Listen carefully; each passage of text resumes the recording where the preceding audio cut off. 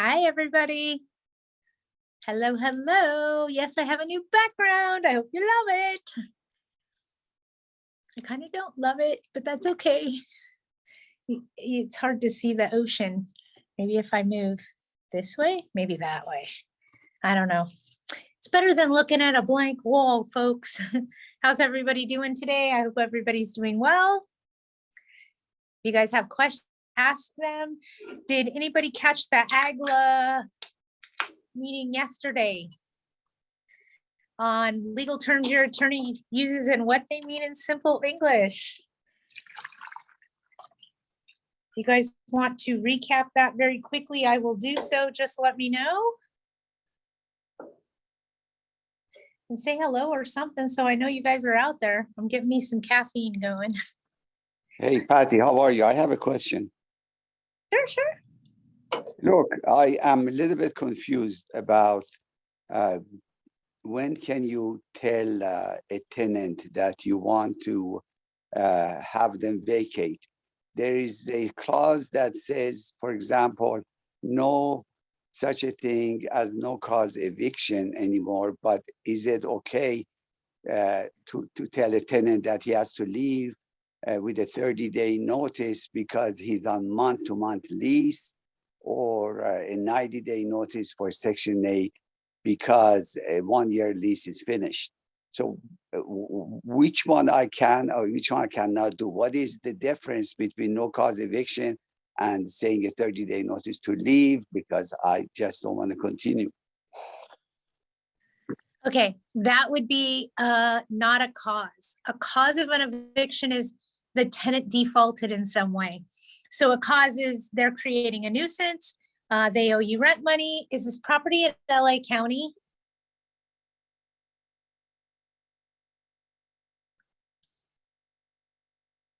Where'd you go? Sorry, yes, they say this is, no, I'll be talking about San Bernardino County. Okay, just so you guys all know, in every county except LA, you paying attention? So in LA County, their tenant protections were extended until December 31st of this year. So January 1st, they go back to normal. For all the other counties, we go back to normal on April Fool's Day. What does that mean? It means that we can go back to the way we used to do things before COVID, BC, before COVID, not Christ anymore. So you can terminate tenancy without cause after April Fool's Day, as long as you're not governed by statewide rent control. If you're governed by statewide rent control, you still need a cause to terminate tenancy. Does that make sense to you? Okay, but what is the meaning of no cause eviction? If there is nothing, I don't want to say. No cause means the owner wants their house back. Okay, end of lease term. That's not a cause. So I am okay to say, okay, because you're on a month-to-month, I would like to terminate the tenancy, basically. Am I correct? Is this a single family house that's not subject to the statewide rent control? No, this is many units apartment building. Okay, you need cause to terminate tenancy, or you can pay them cash for keys. Okay, so just because they're on month-to-month rent, the rental contract is still, I cannot do anything until there is really a cause for it. Now, what about a 90-day notice for Section 8? How come they can give me a notice to terminate? Am I allowed to do the same thing to them for Section 8? Well, my question becomes, you're terminating Section 8 because you no longer want to participate in the government program. It's affecting you financially. That's a cause. Yeah, but certain people are paying very, very low rent. I want to get them out and sign a new contract with a higher rent allowance. And that's exactly what this bill stops landlords from doing. Okay, so the answer is no, you cannot do that. You cannot. You can pay them cash for keys to get out. There's a few things you can do, but the reality is you're not going to be able to terminate tenancy without cause. Okay, all right. Okay. Thank you. Yes, I just cleaned my glasses at the bottom of my shirt for those of you that were paying attention. I am human. I do things that are human-like. If nobody has anything else, I'm going to recap on yesterday very quickly, just so that you guys know legal terms that your attorney may use, said in simple English. I think this is extremely helpful. So I'm just going to recap on it really quick. When you breach the warranty to provide habitable premises, that's what the tenant always claims when there's habitability issues. So we as landlords automatically, as soon as we rent to a tenant, agree that we are going to provide them with habitable premises. When there's a habitability issue, we breached that warranty to provide them with habitable premises. So what that all means in simple English is your tenant saying that the house is unfit to live in. And it could be based on a habitability issue. So there's definitely things that we want to discuss regarding habitability issues. Just so you guys know, off the top of my head, habitability issues are slow drains, leaking plumbing, chipping or peeling paint, no window screens, no window locks, no door locks, leaking roofs, moisture coming through the walls. I'm trying to think, no heat, no hot water, no oven or stove. Those are all habitability issues. What does that mean in simple English? It means they don't owe rent until you fix it. So if it's a habitability issue, my opinion is don't wait till tomorrow, fix it yesterday. Understand? Because you can't charge rent while you have one of those things going on. Interrogatories. Another term your attorney uses. Basically, it's questions about the case and the production of documents that correspond with those questions. So your attorney may suggest that you propound discovery on your tenant. That's known as the interrogatory process. It's the court's process and procedure for exchanging documents and asking questions prior to trial. Usually, if you propound discovery and the tenant doesn't respond, your attorney or legal counsel may advise that they want to do a trial brief. A trial brief is a letter to the judge explaining in legal terms the position of the landlord. In other words, maybe you propounded discovery on the tenant, and in those interrogatories, you asked for specific evidence. And if they didn't comply with the propounding of discovery, you may write a letter, also known as a trial brief, to the judge explaining that they didn't comply with the process and the procedure of the court by exchanging documents in the interrogatory process, so you don't want them to bring any evidence to court on that day. Okay. I'm going to move to the next one. These are legal terms, you guys, and I tried to dumb them down so simple that a middle school student could understand them. And I did. I trained with my friend's daughter. She's like, I know what that means now. A motion to quash, just so you guys all know, basically means that you were never served. So if the tenant files a motion to quash, what they're saying is I was never served. Again, you guys, these are mostly stalling tactics used by tenants to buy time and cost you money, okay? So a motion to quash basically says that they were never served. A demur means that you have no reason to evict. People ask me that all the time. Let me give you an example of why there is, because why would there be no reason to evict? Let's face it, there is. Let's say that I'm married and my husband and or wife, for that matter, and we hold title on the property together jointly. And I live in that property and my spouse does not. And we're in the middle of a nasty divorce. So my spouse now tries to evict me. I would then file a demur because you have no reason to evict me. My name's on title. I own it. That's what a demur is for. Okay. So now you're understanding that these tenants are just filing this to cost you money and buy them time. Okay. Right to quiet enjoyment is one of the things that doesn't have to be in your written agreement. It's part of the law in California. It applies on a written agreement. It applies on an oral agreement. The right to quiet enjoyment is something where if you have a tenant that's being disruptive in the community, in other words, they're yelling and screaming at you or at another neighbor and they're causing a disturbance, it's affecting the right to quiet enjoyment for neighboring parties, which is a violation of the law. So we as landlords have to respect the right to quiet enjoyment for all residents. So it's one of the things as a property manager, if you came into my office and started screaming at me, I would listen to you, I would acknowledge you, and I would say I would get back to you. And my way of getting back to you would be serving a 3-day curable breach of covenant for affecting the right of quiet enjoyment in our neighboring residents when you came and caused that disturbance in my office on this date at this time, witnessed by these people. Okay, so that's how that works, right to quiet enjoyment. It could be a party, it could be an argument, it could be a fight, it could be words exchanged, it could be lots of things. Ex parte is an emergency hearing. Just so you guys all know, ex parte means you're asking the court to do an emergency hearing or have it heard sooner. A notice and the summons and complaint, or a notice and the eviction process, because summons and complaint is part of the eviction. It's part of the lawsuit. A notice isn't an eviction notice. We don't give people eviction notices, okay?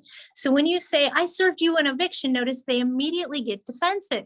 You didn't serve them an eviction notice, you served them a notice. If they don't comply with the notice, then you will start an eviction. There is no such thing as an eviction notice. So stop saying that. It makes you sound extremely uneducated and you are the landlord. Okay, so you serve them a notice. It could be a 3-day notice to cure or quit. It could be a 24-hour notice to enter. It could be a 60-day notice to get out. It could be any of those things. They're not an eviction notice until you start an eviction.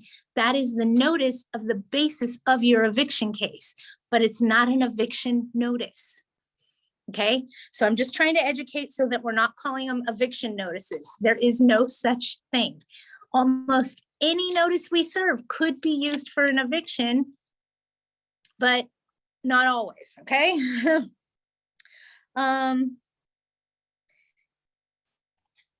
A notice is your cause of action for an eviction. Got it? Okay. Moving on very quickly, OSC hearing. I hear this all the time. What is an OSC hearing?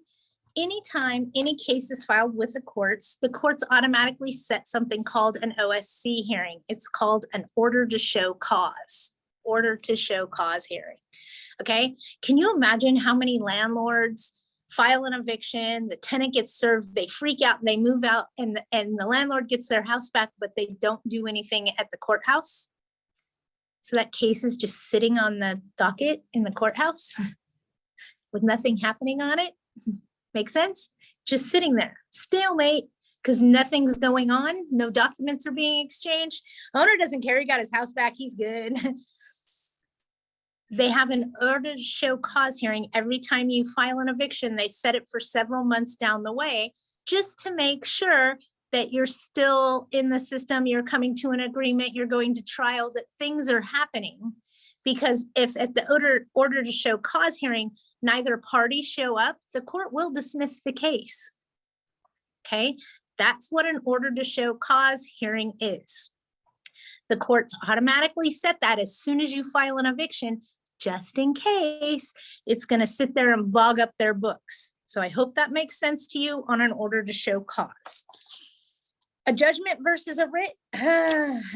Because of COVID, clerks were not allowed to issue judgments based on default in an eviction. They all had to go to I'll answer questions at the end of this. Just let me get through. This is the last one I'm explaining. No, I got one more after this. So because of COVID, they're no longer allowing court clerks to enter default judgments. They actually have to go to a judge. Like they don't have enough going on already. Hence what the big delay is if you're in the middle of an eviction of getting that judgment entered, is the court clerks are not allowed to do it during the COVID pandemic. It has to be done by a judge. So on top of their busy work day, they get piles and piles of default evictions, and they don't just sign off on them. They go through them with a fine-tooth comb before they sign off on that. So that's another reason why we're seeing a delay. The writ of possession is what we're all after in an eviction. It's Willy Wonka's golden ticket that gives us our houses back. That's the best way I could describe a writ of possession.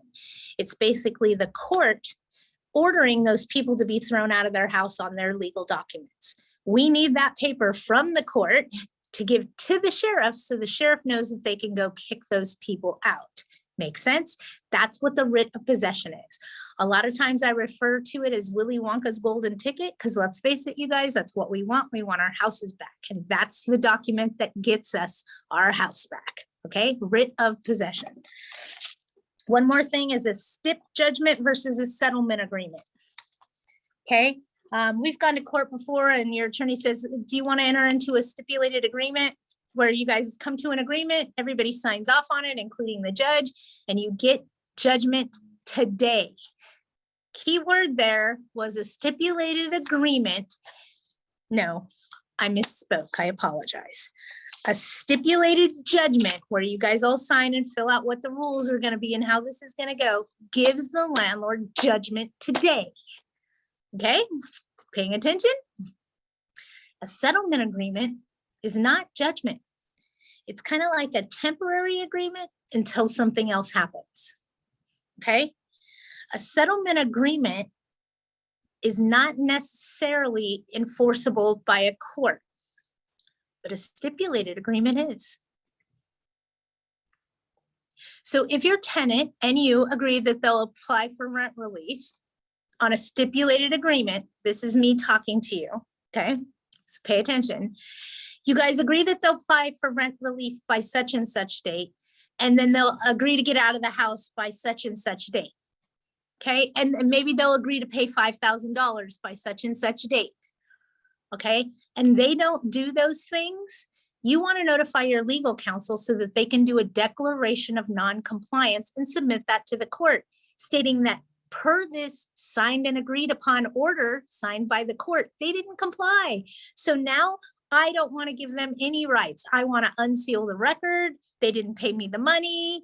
An eviction's going to show on their credit. I mean, so that is called, just so you guys are all paying attention, that is called a declaration of non-compliance. And anytime your tenant doesn't comply with that notice with a stipulated agreement, that's when you want to use that. It doesn't necessarily mean that you're going to get your house back faster. What it means is that eviction record will not be sealed and it will show in the future on their credit report. Isn't that what we want? Just saying. We're trying to help the next guy, right? Okay, so securing a judgment today is a stipulated agreement. And it is a good thing. Don't think it's a bad thing, okay? Because basically the judge goes, oh, you guys agree? Okay, I'll agree with you. And they don't necessarily go over everything with a fine-tooth comb. I hope that makes sense. Now let me get to your questions because I know you guys have a bunch of them and I will try to explain things. I know I should raise rents, but I'm having a tough time due to turbulence of the world and outrageous gas prices. I'm also thinking Bozo Biden may implement a no rent increases if we get into this crazy war. I recently had 2 tenants call to say they were struggling. Is housing is key still an option? Housing is key is still an option until the last day of this month. After that, it's done. It's gone. There's nothing left. I get that we're in a crazy war. I get that things are going on. If you don't want to do a massive increase, then increase $25. It still leaves you in the position of power because you can. Let me explain it this way. Oh, no, please don't raise my rent. I can't afford it. Okay, I'm not going to raise their rent. They can't afford it. Did the tenant just control the situation? The tenant just controlled the situation. See where that becomes a problem over the course of time? So even if you just increase $25, okay, on the minimum, you should do that every year to remind them that you are the one that's in control. Otherwise, they start running at the top of their lungs with handling this, okay? I don't know what you sent me and I can't open it while we're in the middle of a webinar, but let me read. Speaking of legalese, can you explain what's going on with Agla's case being looked at by SCOTUS C-Link? I'll look at that. I have no idea. But I know Agla's doing quite a few lawsuits with the city of Los Angeles, the county of Los Angeles, the state of California. They got like 5 of them going. The city of Beverly Hills. They are really attacking these moratoriums and these tenant protections. And thank goodness somebody is, because somebody needs to fight for us, because we, the people, are not being heard. Okay, we're being steamrolled and I'm sick of it. But let's not get Patty all worked up, okay? Let's not get me going in that direction. So did that help answer questions about the legal terms your attorney uses? I really tried to dumb down as much as I could the difference between a demur and those types of things, a motion to quash and the order to show cause. Everybody asked questions about that. Why do I have to pay for an order to show cause? It's the court's process and procedure. It's how they find out what's going on. Okay, nobody has anything? If you got something, answer now. Otherwise, I'm gonna keep talking. I can shift gears quickly. One question. You got it. Yeah, is it still possible for the first year, if I'm correct, it was such a rule that the first year you could do no cause eviction? On the But after 1 year- statewide rent control, AB 1482, yes. If they've lived there less than 1 year, you can terminate without cause. If they live there over 1 year, then you need cause. And if you don't have cause, you have to pay relocation fees. And what I mean by you don't have cause is the owner wants to move in, you need to do major repairs, something like that. Thank You would have Patty. to pay them 1 month's rent as a relocation fee. Thank you, Patty. It is a better business practice. Do I have everybody's attention? It is a better business practice to put your tenants on a month-to-month contract or a shorter term contract than 1 year. The reason being is a term protects the tenant, not you. Want me to explain that one more time? A term lease protects the tenant, not you.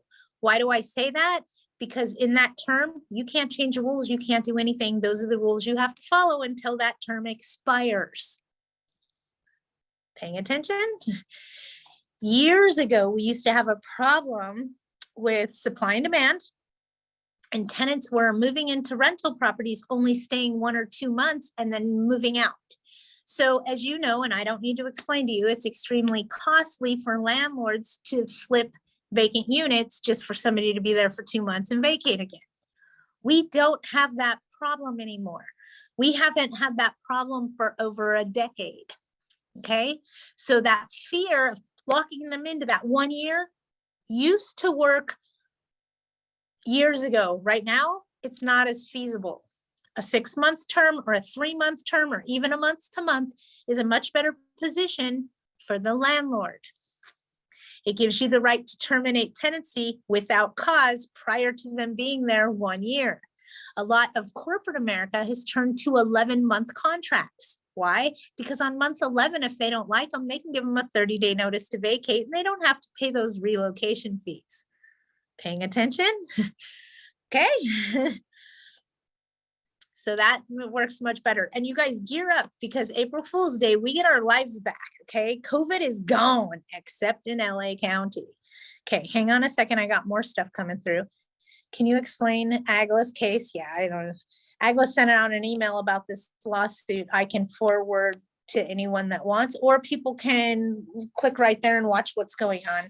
Agla is a really big voice for us as landlords. They are really trying to set some things in order. And I'm not trying to freak you guys out. There was an assembly bill on the docket. Please donate to Agla. Yes, they actually do really fight for us. And we are doing a trade show in May. I hope all of you make it. I'd love to see you there. I will be there. I'll be talking about something, I'm sure. but I would love to see you guys there at the trade show. It would be awesome. We haven't seen each other face to face in so long. I'm forgetting what that's all about. But AGLA is a nice voice for us. I do a lot of teachings and trainings with them because I support what their intentions are. And it's to protect us as the landlords, to watch out for us, the little guy, and to keep us educated. And for that means a lot to me, because that's what I'm all about. I would rather give you guys my knowledge and educate you so that you don't end up in a bad situation. Okay, let's see what else we got. I see Val said something. A tenant's moving out. My assistant told her during her pre-move out that there was carpet damage due to a dog. The tenant is trying to fix it and hired a carpet repair guy to try to stretch. I'm not thinking this will work and thinking I may need to replace it as, hold on, I may need to replace as it was not new carpet. So the dog tore a small corner, and certainly not just, I don't know what that word is. Oh, you cannot justify, I got it. Charging her, it might help if I use the right part of my glasses, sorry. Not justify charging her to replace the entire room. How do you prorate a bedroom carpet? You can prorate it by the expense, but the reality is if the dog did the damage, then the dog did the damage. Okay, damage is damage all day long, and that's what you can charge for. So they would have to pay to have the carpet replaced. If they urinated all over it, okay, then you're looking at replacing the padding and the subfloor being resealed as well. So those are expenses that you could all put back on the tenant. If you want to prorate an amount, then I would do it by how many rooms are being carpeted. You got that? Blonde. By how many rooms are being carpeted. So if you have 3 rooms being carpeted, you could divide the bill by 3, okay, and tell them that they're paying for that 1/3. That would cover that bedroom where the dog did the carpet. Make sense? If you need more help on that, right. So if you have 5 rooms in the house that got carpeted and you want to charge the tenant for just 1 room, then you would divide the carpet bill by 5. That way it's by rooms, and just charge them for that 1 room. Okay. But technically, you could charge them for all the carpet. So it's nice of you to only charge them for 1 room. Hang on, I got more stuff coming. In LARSO, what do you do about repairs for appliances with warranties? Can we leave it up to the tenant to arrange for service with the appliance brand directly? Let me answer that right there. So if you have a habitability issue with an oven or a stove, do you really want to leave how long it takes that repair to do in the hands of the tenant? I got your attention. Okay. So I don't ever have the tenant arrange service with the appliance brand directly. I don't have them talk to the home warranty company directly. That is your job, to manage that and make it. And I know it's very irritating for a tenant who doesn't stop complaining. Do a 24-hour notice to enter for the repairman to come in. If he doesn't allow enter, then he could be creating a nuisance by not allowing you access for necessary or agreed upon repairs. If that's the case, then you may want to talk to your legal counsel, because you most likely can do an eviction if they're hindering you from doing the repairs. Okay. I like the way you think. He didn't take me up on it. He seems very irritated to accommodate your needs, and it may be better for you to find someone else yeah, I got you. So I'm so sorry you're not happy living here. We'd be more than happy to let you out of your contract, things along those lines. But you have to schedule it with a warranty company. You have to schedule it and make it, I know it's a pain in the rear, but schedule it, serve them notice that they're coming in on that day. Okay. And Val, you got it, how to prorate. I did good there, I hope. If not, I will go into more detail on how to do a prorate. Does anybody have anything else? There's light at the end of the tunnel, folks. We are getting back to business as normal, except in LA, which they are trying to repeal now. I was going to tell you guys, and I didn't tell you before because I didn't want you all to panic because this is a big one. There are 3 assembly bills out. I'm sorry, they're not all assembly bills, and I didn't bring my notes in here. There's 2 assembly bills and 1 Senate bill out currently, and they just squashed one of them. There's 2 more of them out there that are trying to stop landlords from using credit screening reports when screening prospective applicants.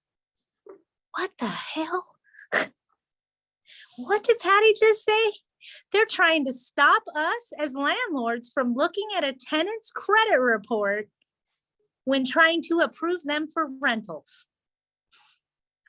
Wait a minute. As landlords, the bank sure looks at our credit report if we want to buy.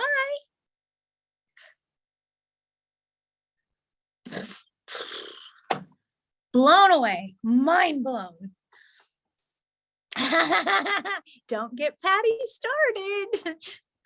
It'll be bleep, bleep, bleep, bleep, bleep, bleep, bleep, bleep, bleep, bleep. It's bureaucracy and bullshit at its finest, but that is the newest thing that we're being faced with as landlords, just so you know.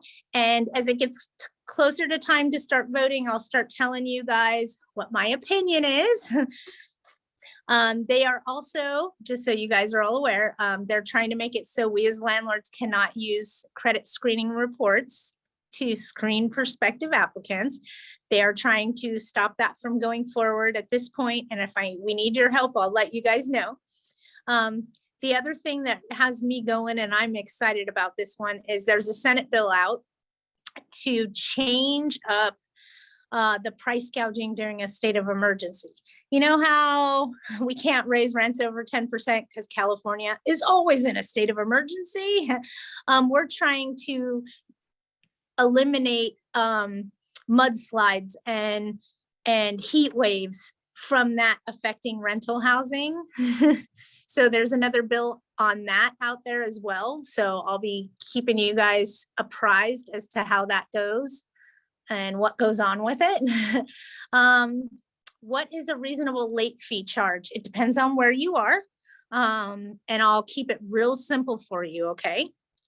If you're in LA, especially under RSO, they really look at gouging on late fees. So whatever your mortgage is in the city of Los Angeles under RSO, if your late fee on your mortgage is $35, then one might suggest that you pass that late fee onto the tenant. Okay, LARSO. For the rest of the state of California, Fair Housing recognizes 6% as a late fee, and the industry standard is 10%. What did Patty just say in simple English? There is no law. Okay, but in LARSO, they look at it as gouging the tenant if you increase the amount from the mortgage. Makes sense? Everywhere else, 10% usually works. Did I hear you right in one of the meetings that if the property is RSO or rent control, as long as it's under a living trust, it's okay to raise the rents on April 1st? No, that is not correct. If you're in LA County, I'll tell you right now, don't raise the rents until next year because they have that rent freeze going on. If you're outside of LA County and your tenant wasn't affected by the pandemic, then you could increase rents starting on April 1st. That's where that came in. The living trust has to do with whether or not you're susceptible to statewide rent control. So if your property's in a living trust, if it's held by an individual, and it's just a single family residence on one tax bill, you're most likely exempt from statewide rent control. So it's just 2 different topics getting pulled into one. We texted briefly about renter criteria. Is this something I would need to provide the tenant while they're applying? I do not have an exact form for this. I have a form for that, Val, on my website. I believe it should be under tools. If it's not, I'll have my guy put that under tools. Basically giving you suggested rent criteria. And I put that on the front of all my applications. And if they're applying online, it is on the online application too. It's just the front cover sheet. And I'd be more than happy to help you come up with criteria that worked for you. You guys need to know that you need to make adjustments based on the demographic of the area of the property. Example, you wouldn't put that people need to have a 700 FICO score and make 4 times the amount of the rent if they were applying for a property in the city of Compton. The demographic of that area might not necessarily meet that criteria, and what you're doing is pricing yourself out of the market. Make sense?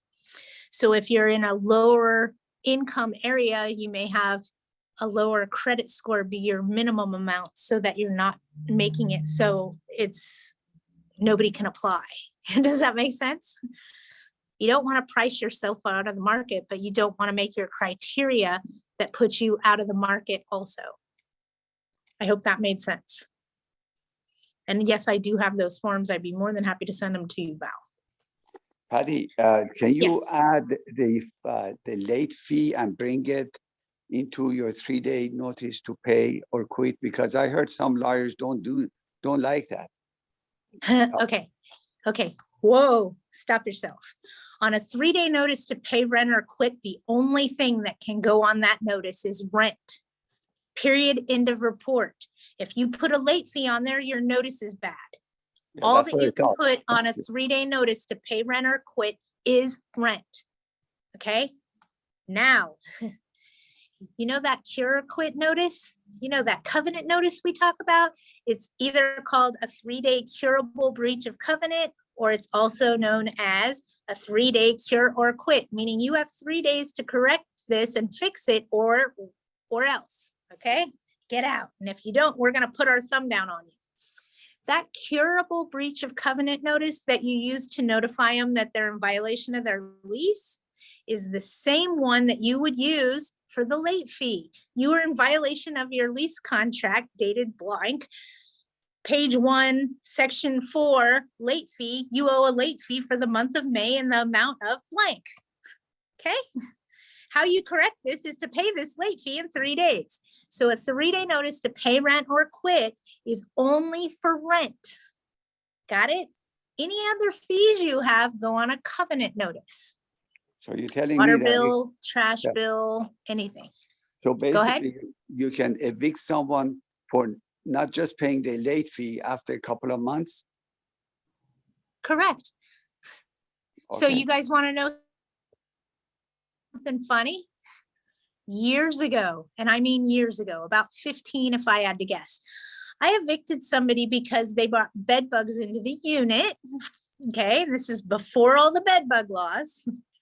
Because I put that bill that I was charged by the exterminator company for $2,400 on a 3-day curable breach of covenant. In other words, you brought these bugs in, they weren't here ahead of time. I want my $2,400 I just had to pay for the exterminator based on your negligence. I won in court. I used the 3-day notice for curable breach of covenant for the $2,400 bill that I got from the exterminator to evict the tenant. Make sense? I didn't evict her for non-payment of rent. I evicted her because she didn't pay the exterminator bill. So can you evict somebody off of a late fee and not off the rent? Absolutely. I hope that answered your question. Thank you, Patty. Okay. It's 2 different causes of action. One is on monetary damages and one is on rent. Make sense? A cause of action is your reason to do an eviction, just so you know. So if you serve somebody a 60-day notice, and we serve somebody a 60-day notice, you with me? And they get out within the 60 days, that's not an eviction notice. It's not an eviction, they vacated. If they are there on day 61, technically they didn't vacate, so they didn't abide by the notice, and now you can start an eviction based on that notice. Make sense? just trying to get you guys to stop using the words eviction notice. There's no such thing. You could start an eviction for many reasons, and the notice is the base for your case. But it's not just an eviction notice. You don't just serve somebody an eviction notice. There has to be a reason behind it, some teeth behind it. Unauthorized occupants, boom, I'm evicting you. I've evicted tenants for not paying monetary damages for a broken window. Things along those lines. So you do have some wiggle room there of going after money in other venues than just non-payment of rent. Example, in a commercial case, not only do we have rent charges monthly, we also have CAM charges monthly, which is common area maintenance. Maybe the parking lights, maybe the porter that comes and cleans out the trash areas, that type of thing, common area maintenance. So when we do a commercial eviction, sometimes we evict for non-payment of rent, sometimes we evict for non-payment of common area maintenance fees or your CAM charges. Okay, so not every eviction is for non-payment of rent or failure to vacate. We can evict based on a covenant notice, even if that covenant notice is for money. I hope that makes sense. I'm trying, you guys, I really am. All right, does anybody have anything else? Oh, wait, some stuff came up below. Let me look and see what it is. I can't see. Here we go. Is it unfair to have properties in LA? And for the last 6 months, 8 of my tenants have purchased new cars. Not fair, I can't raise the rents. I understand, Hilda, and I couldn't agree with you more. And here's the reality. If and this is where we dig way deep into what the rules say, okay? So follow me. As long as your tenants were not affected by the COVID pandemic, in other words, they weren't late during the entire time of the pandemic, okay? And as long as you're in an incorporated city in LA County and not an unincorporated city in LA County, then you may be able to do a rent increase now.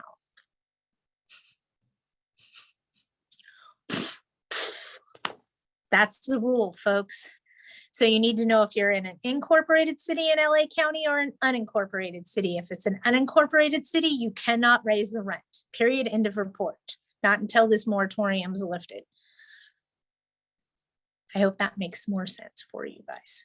You said the word were affected by a pandemic. Until when? After April? I mean, this person already, we got paid through rental assistance. Yeah. And now comes April, she's paying her rent. Can I go ahead and increase the 8.6% on her? What city are you in? San Bernardino again. San Bernardino, all tenants lose their COVID protections on April Fool's Day. But you said if they were affected, the word were makes me worry until when I should stop. Starting April Fool's Day, all that goes away. Back to business as normal in San Bernardino County. Okay. And then just so you guys know, you can increase your rent every month if you want to. You just can't go over that amount for the annual rate. Let me give you an example. If the maximum that you can increase your rent currently is 10%, and you want to give them less than 1% every month for 12 months, you could do that. You just can't go over whatever that amount is, 8.6% in a 12-month period. Okay, so if you only did a $50 increase and you want to increase again to get you up to that 8.6 within that 12-month period, you can do that. You can raise rents more than once a year as long as you don't go over the allotted amount. Okay. And please, you guys, if you're figuring your calculations at 8.6%, do me a favor, do it at 8.5 if you're not sure. Okay. You'd rather be understated than overstated. Overstated will get you sued. Understated makes you a hero. Okay. So when you're raising your rents and it says you can raise it $97.50, just raise it $95. Make it simple. Err on the side of caution. It's not worth that extra $2 if you're over. Okay. I'd rather be safe than sorry any day. Did you need to exterminate again after she left? No, I had the house tented. Don't ask. I had the house. This is one of those evictions that pissed me off. So show up in court, had the house tented. Let me back up. Bed bugs. She has bed bugs. She brought bed bugs in. This was 15 years ago before we had the bed bug laws. Okay. So we didn't even have any laws. We had her house tented. We had to relocate her for 4 days or something like that. She called me while the house was tented at night on the emergency line and said, I'm pretty sure somebody's breaking into my house. You need to send somebody over there. And I told her, ma'am, you need to call the sheriff if you think someone's breaking into your house. That's over my pay grade. And she said, what kind of customer service is this? I said, ma'am, I'm not going to go see if somebody's breaking into your house. It's tented and full of poisonous gases. So if they inhale, they're most likely going to die in there. Anyway, we got off on a bad foot at that moment because she insisted at 11:30 at night that I send someone over to her house to see if there was any break-ins. Again, I told her to call the police, that wasn't in my job description. She didn't pay us the $4,000. I gave her 90 days to pay. She didn't pay a dime. So I served her with a covenant notice and started eviction, stopped accepting the rent, whatever. She fought the case. She showed up in court. She walked into the courthouse and in the lobby put on a preacher's collar. You know what I'm talking about? It's like a priest collar. And she walked up there and told the judge that I was being unreasonable and that she was a person of the clergy and the church would protect her and all this garbage. The bailiffs actually escorted her out of the courtroom as I sat there just smiling. I didn't say a word. She was obnoxious and she learned the hard way that the courts have teeth. And if you line up your ducks properly, you most likely will prevail, but you need to do it properly. And that's why I'm here, you guys. I don't tell you what to do in your court case. My idea of helping assist you is getting your ducks all lined up to get you to that court case. When your attorney steps in, I can't help you anymore. Your attorney helps you, but at least you get the gist of how to get a successful case going. Does that make sense? That's why I'm here, is to help drive you down that road and then hand it all to the attorney. Where does the 8.6 come from? 8.6 rent increases, where does it come from? Okay, this is statewide rent control, AB 1482. You can do annual increases of 5% plus the CPI, which is the Consumer Price Index. The Consumer Price Index changes annually as inflation comes and goes and yada, yada, yada. I want to say it changes in May, but I could be wrong. Don't quote me to that. Maybe it's June. I don't remember. And I'm honest when I say that. I could look it up if we really want to know when the it changes in April. Thank you. I love my team. You guys are awesome. I can't keep it all in here forever. I knew it was somewhere in there. So the CPI changes. That's a consumer price index. It's the rate of inflation, yada, yada, yada. It bases it on an area of what that rate of inflation is, if you will. So rather than you guys trying to figure this all out, why don't I just tell you that Fast Evictions has on their website a CPI generating tool.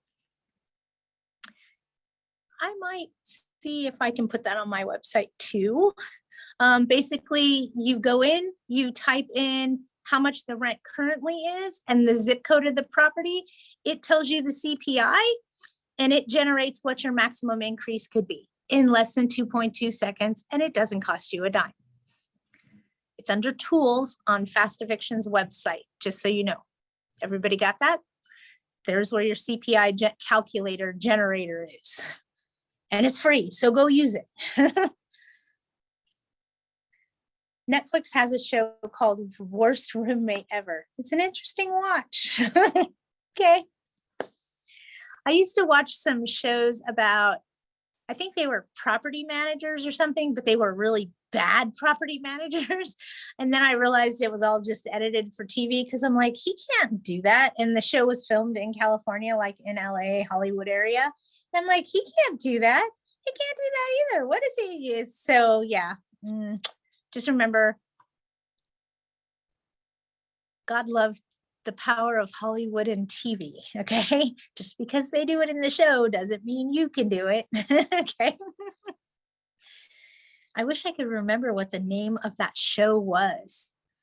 God, it was over 10 years ago, and they were property managers, and it was like Dog the Bounty Hunter, but it was property managers trying to go get the landlord's possession of these units. And I can't remember what it's called. I'm sorry, but they had some pretty interesting things going on. Tony, what you got, girl? In the unincorporated area in East LA under RSO. I love you for always telling me that. Why don't you just type in the devil's cauldron? I'm kidding. If 18 months is maxed out for a tenant who applied for rent relief and we're waiting for the last 3 months of the 18 months of rent since last year, how can we collect rent for February 2022 and March of 2022 if they will not cover those additional months? They also owe March of 2020. LARSO, let me start again, Tony. I'm trying. It'll come out. Just wait. It's coming full circle. The rent relief will only pay 18 months of rent. If they've already paid you 15 months and you're banking on 3 months more and the tenant's still sitting there not paying the rent, contact your legal counsel to start an eviction. For those of you in LA County that need to do an eviction for non-payment of rent, you need to run like your hair's on fire because those rules change April 1st. Tony, if you want to know what I'm talking about, girl, call me. Okay, no joke. Call me when this is over. And I always tell people to call me if they have questions. Do you guys know some of you call me while I'm still online? I can't answer that, just so you know. Give me about a half hour and then call me. But call me, Tony. The chances of you being able to do something are very high. Okay? Remember, if your tenant is not participating in the program, that's also a really good indication that you most likely can do an eviction now. How can I say this? If they're not participating in the rent relief program, then they have no protections.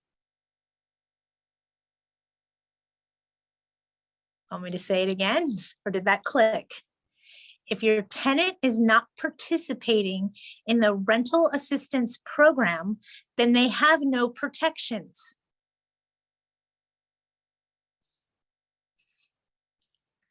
Ding! Did the light come on yet, guys? Are you paying attention? If your tenant is not participating in the program for rent relief, then they have no COVID protections. Call your legal counsel. Chances are you can evict them now. Got it? Anna, you just put Patty. Yes, Anna, how can I help you? That's me. I'm just teasing because I know she hit send too soon. It's fine. We're human. We're all human. It's okay. I made a really funny mistake the other day. Has nothing to do with property management, just blondness. And I blamed me. It happens. We're human.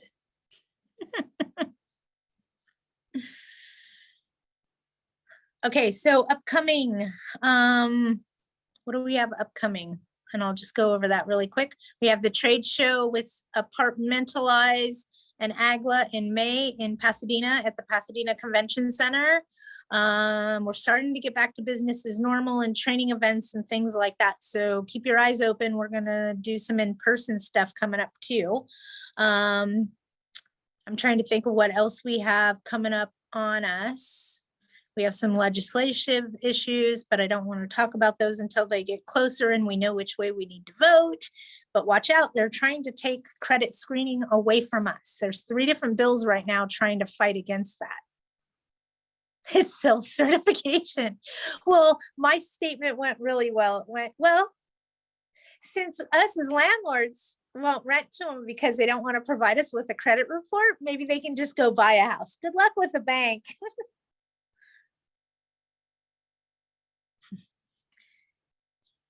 Like I have, you don't want to wake up that side of Widget because like I got questions and it'll make you guys go, huh? Currently, right now, for subsidized housing or low income housing, okay, it is allowed for landlords to report the monthly rental history on that tenant's credit report if they'd like to. And that tenant can pay an additional fee every month of up to $10, I believe it is, for the landlord to update their credit report on a monthly basis as to their timely rent payments. Okay, why they're offering this to low income housing is to help build up their credit reports faster. But isn't that discrimination against somebody that isn't low income housing? That wants to build up their credit score? And if we do it for one person, don't we have to do it for all? Because us as landlords would love to put people's rental history on their credit reports now, wouldn't we? Mind blown, right? How come low income housing gets to do that and the rest of us can't? Is that discrimination?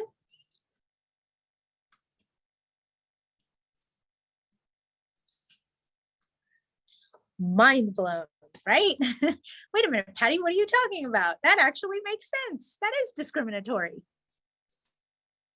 What if I am recovering from a divorce and want to rebuild my credit and I'm not low income housing, but I want that service as well?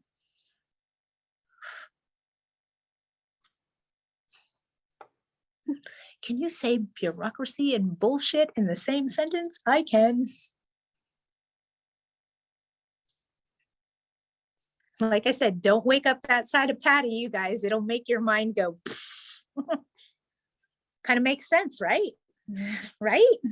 Because we would love to be able to monthly go in and put good rental history on a tenant that's paying consistently so that the world knows that they pay their rent on time. And we'd love even more if we could put bad dings on those people that don't.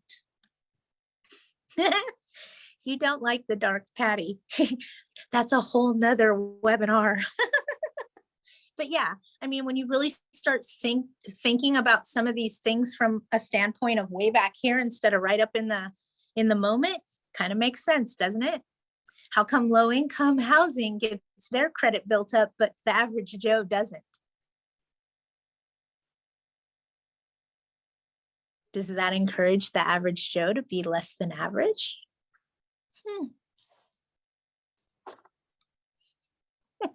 I know, don't.